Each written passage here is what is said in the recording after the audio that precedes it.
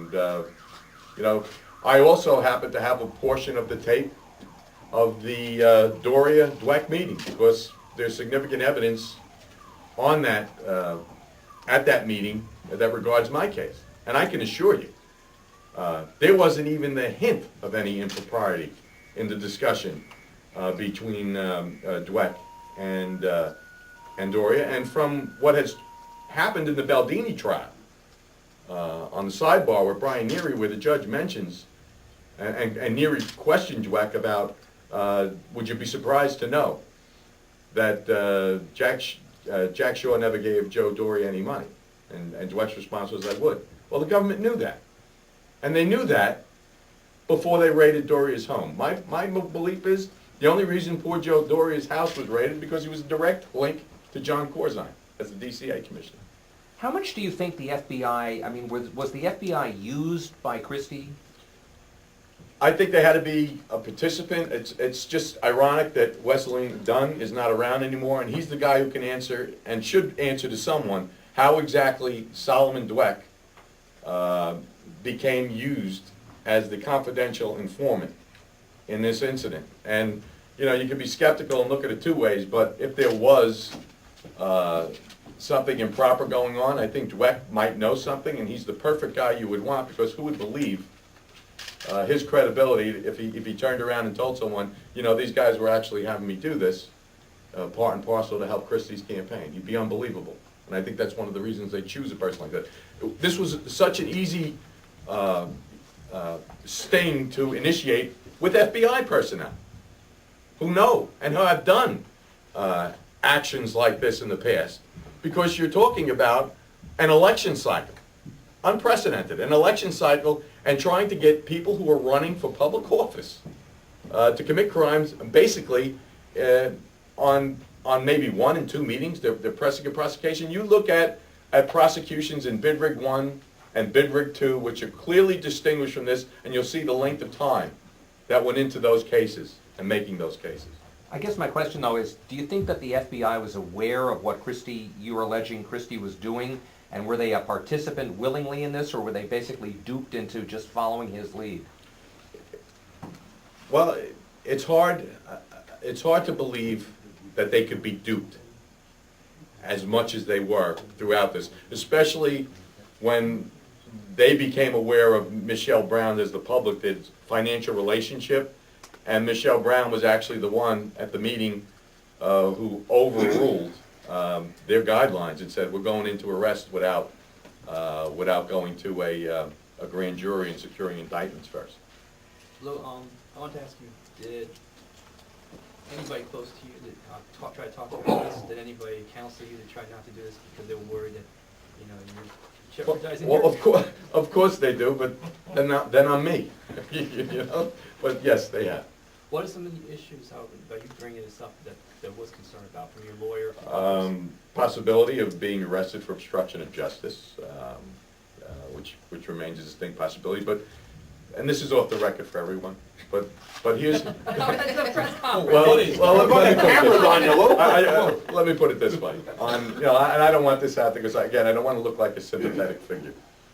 But for all practical purposes, I was beside myself for 2 months. Because you don't know me personally, other people do, but this is completely, absolutely aggravating to live a life as I've tried and to follow ideals and values that I was brought up with, to be accused of such a thing. It's the most heinous thing that could happen.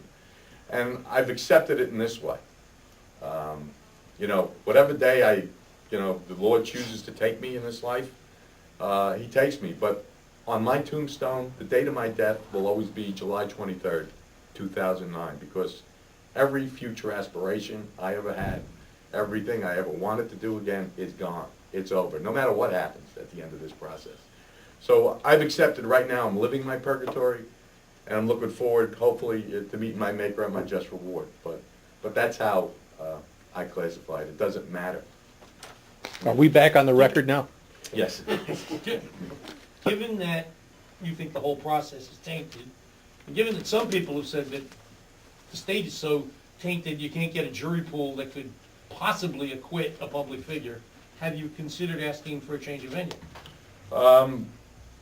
It's something that the lawyers kick around, but again, as I said, I believe that the system, once it's jaded at the beginning, the outcome doesn't matter. It's a corrupted outcome anyway. There's a question over there? Yeah, Luke, I haven't gone through all this yet, but most of the evidence you lay out here has to do with the U.S. Attorney's Office. Yes. And, you know, much of the investigation that we're talking about here was executed by the FBI. Do you have... Yes, if you read the guidelines, especially the confidential informant guidelines, they talk about a JLEA, that's Joint Law Enforcement Authorities. And what that involves the U.S. Attorney's Office in making decisions on the behavior of the actor, Solomon Dweck, and how he's reacting. So they have to get clearance from the U.S. Attorney's Office, especially if he's going to do some what I call the risky behavior. Now, he can do a lot of things. I'm not saying that he can't offer the opportunity for someone to commit crime, but he surely can't instigate a crime. He can't entrap anyone. And most importantly, the guidelines say the actions of the confidential informant or witness cannot adversely impact people.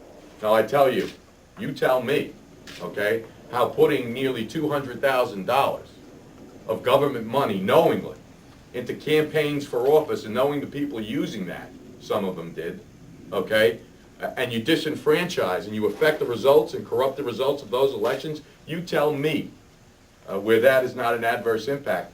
And why I pointed to the 10th Amendment to the Constitution, okay, and why I wanted you to focus on the activities here. These are all activities related to election conduct.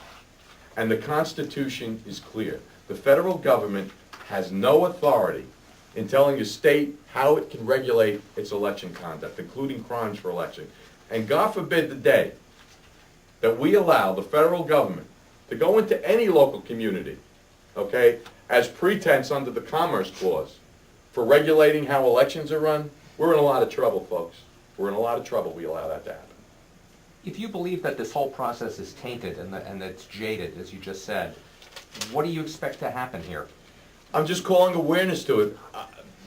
Something should have happened, okay? Something should have happened. You look at the House Judiciary Report, which is in your, you look at what happened there. Something should have happened. It's alarming. And what I think should happen is probably, you know, what we did in the legislature when I was an assemblyman about trying to take influence out. We put a restriction on ourselves as assembly people from being able to participate as lobbyists after a certain point in time. I think people who go into career criminal prosecution should have the same restrictions on them as far as seeking public office. So we know clear and true that they're not using their office. In your thing, you'll see, you know, this isn't just a pattern that arrived since January of 2009 or December of 2008 when this thing began.